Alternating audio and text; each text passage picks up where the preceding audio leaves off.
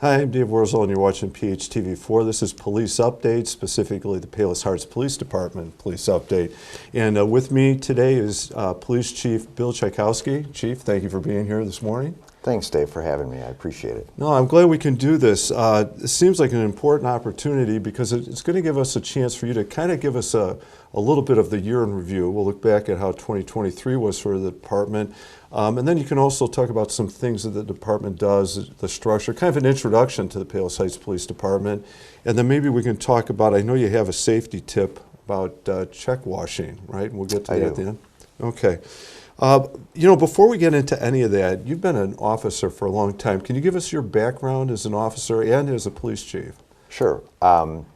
Actually, I grew up in the community, so growing up in the community, I always kind of wanted to be a police officer, and I looked up to the officers in the community. So back in 1988, I was hired as a part-time police officer. In 1990, I was hired as a full-time police officer. In 1993, I went to the United States Customs Service and served there for about 8 years as I investigated West Africans, heroin trafficking, and money laundering cases. In 1999, I came back to the police department as a officer in charge. 2000, I was promoted to sergeant. 2008, I was promoted to deputy chief. And finally, in 2023, I was promoted to chief. Congratulations. That's quite a journey, too. That's quite a background you've got in there.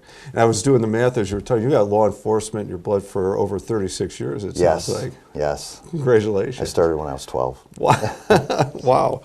All right. You know, how about, if you could just give us maybe a kind of an overview or a quick overview of the Palos Heights Police Department. You know, how many officers do you have? How many do you have on staff? I know you have civilian staff also. And then I'm guessing it's broken into departments like detectives and other areas, right? Yes, that's correct. So at this present time, we have 28 full-time sworn officers, which is an anomaly these days in the policing business. This is somewhat not a desirable profession people want to enter into anymore. So we've had challenges in recruiting new officers, but we're fortunate in Palos Heights that we have the community support, the support of the council, so it allows us to recruit the best people that we can. So how the division works is I'm the chief of police, and then I have 2 deputy chiefs of police.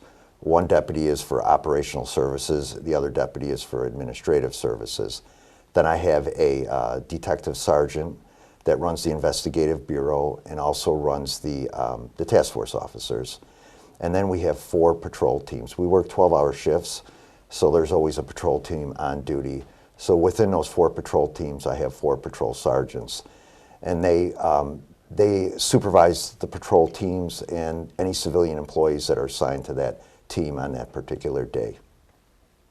I was going to say, that's a lot going on. Yes. But it sounds like Palos Heights at the same time is very fortunate, obviously with the experience that you and your staff bring, but you're able to staff it the way it sounds like you need to or want to. Yes, yes, definitely. Okay.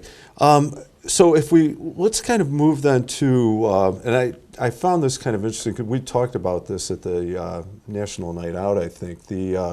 You do work with state and national organizations, right? Can yes. you speak to that a little bit? Yeah, we're part of we're assigned to a number of multi-jurisdictional teams. First of all, it's the Major Crimes Task Force. So with that task force, we investigate homicides within the 5th District range, the 5th District Court, 5th and 6th District Courts. And so we have a major case unit that if we develop a suspect or we have a crime going on, we can bring detectives in from other jurisdictions to aid us in investigating these crimes. And then we're also part of the 5th District SWAT team. Wow. Can you describe that land area? What is the 5th and 6th District? The boundaries are the municipal court districts. So the 5th District is Bridgeview, which encompasses most of the southwest suburbs to the west, and then the 6th District is Markham. And pretty much Cicero Avenue is the break for the 6th District. Okay. So everything east of Cicero reports to the 6th District Municipal Court. So it's important that there's some communication and I mean, there has to be some connections or liaisons between organizations. Oh, yeah, definitely. Okay. I'm going to ask you about a term that I hadn't heard before. You had mentioned it before, asset forfeiture sharing. Yes. Can you explain what that is and then what that means to the Palos Heights Police Department? So for over 20 years, Palos Heights has been involved in federal task forces. Way back when these federal agencies approached the department and asked for officers to be assigned to their units, because a lot of these federal agencies, people aren't from around here. They get assigned to they might be from Texas and then they get assigned to Chicago. So they felt that the local officers would have a better grasp on what's going on locally. Sure. So we have officers assigned to the United States Drug Enforcement Administration, and then we have officers assigned to the Homeland Security investigations. DEA, Drug Enforcement Administration, is a Treasury agency, is a justice agency. HSI is a Treasury agency. So based on that, these officers investigate narcotics trafficking and money laundering cases. Anything that these officers take part in investigating, the city receives asset forfeiture. Once the cases are adjudicated, they go to trial, and normally there's a significant amount of assets because you're dealing with international money launderers, international drug dealers, or drug dealers on a domestic basis that are dealing high volumes of drug. This is at the wholesale end, not at the user end. Mm-hmm.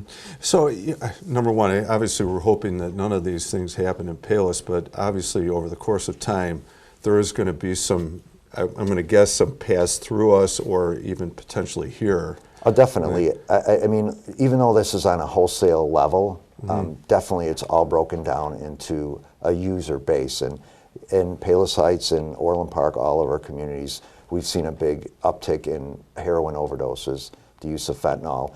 So these task force officers are seizing large amounts of fentanyl, heroin, cocaine on the wholesale level. So they're cutting the chain off so it doesn't get to our local level. So in the process, now we're getting to the asset sharing part, I'm guessing. Yes. What did, and I don't know, like over what time period, like Palos has taken in assets because of this or dollar amount, right? Yes. And then how is that money used? What's the, where does it go then? Well, we've taken in probably over 15 million over the years. It's very restrictive on how you can spend the money. So we have two accounts. We have a Department of Justice account. We have a Department of Treasury account. So based on the guidelines that are set forth by the federal government, we paid for our police station with all asset forfeiture money. We've bought cars. The city probably hasn't bought a car in probably 20 years. We bought cars with that. We've just bought new body cameras and in-car cameras. We bought a new communication system. So all these expenses that we've used the money for, training, a drone program, we pay for one officer a year out of the drug asset forfeiture program. All these programs that we're able to fund with drug asset forfeiture, that frees up money for the city where they can put money towards other departments and not necessarily the police department. Wow. I mean, it sounds great that you're able to share in those assets, and then it sounds like you're able to get equipment that's going to make it, I don't know if easier is the right word, but maybe better, more efficient to do the job you need to do. Definitely. And the city benefits in the process. Yeah, definitely. I mean, we've just converted over to our body cameras. That's almost $300,000, and a lot of that money will come out of asset forfeiture sharing and grants that we've applied for. Wow. Yeah, I mean, that's incredible. And I wasn't aware that those were, possibilities out there.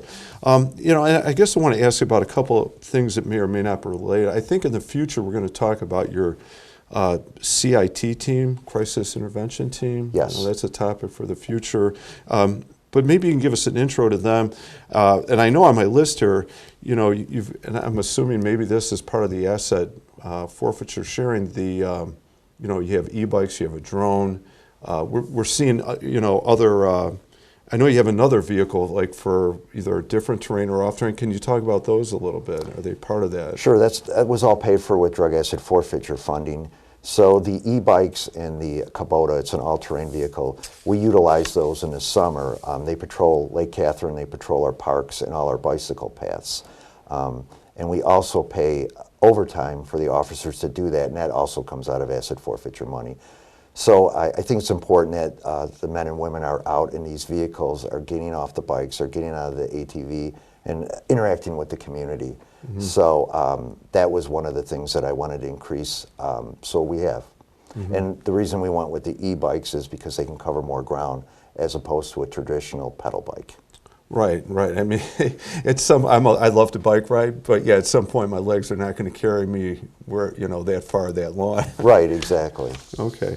No, I mean, I'm really amazed. It's really impressive. You mentioned the new technology. To kind of give a sense, I think, I have a picture. I've lived in Palos Heights for a long time. I went to high school here. Then I moved back as an adult. My kids, grew up in the area, in the neighborhood, and grew up in Palos Heights. And I picture Palos Heights as kind of, I don't know if sleepy is the right word, but, we're kind of a quiet, contained suburban town. We're not up against Chicago, even though we are a suburb.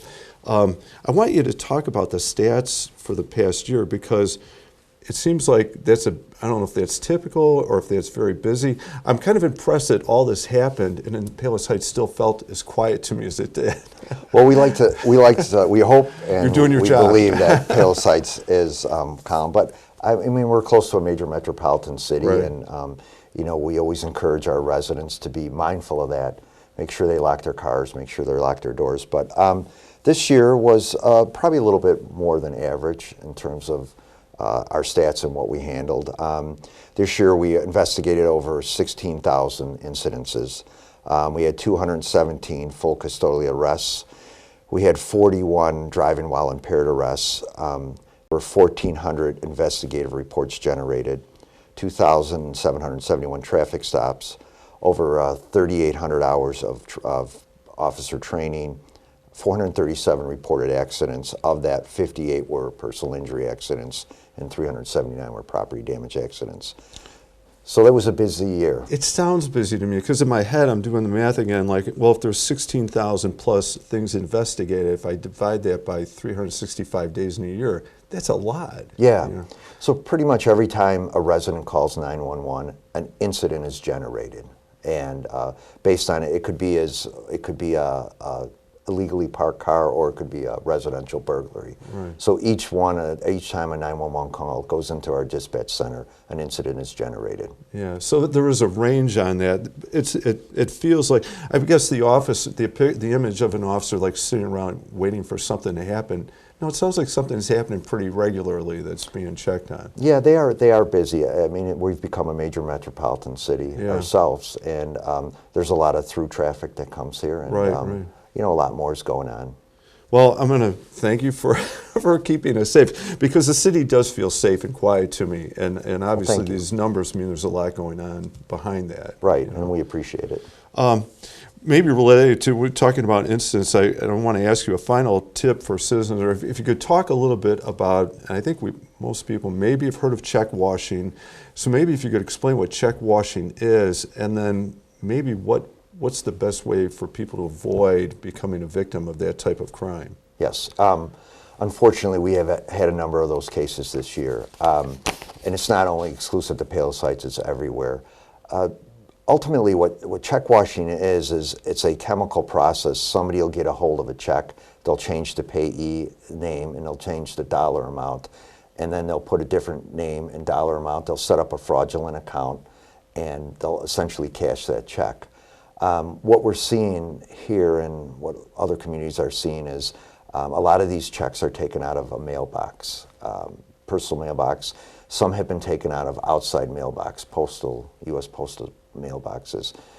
So what we're trying to encourage our residents to do is try to mail less checks, monitor your accounts for fraudulent activity, and set up as many online online accounts to pay your bills.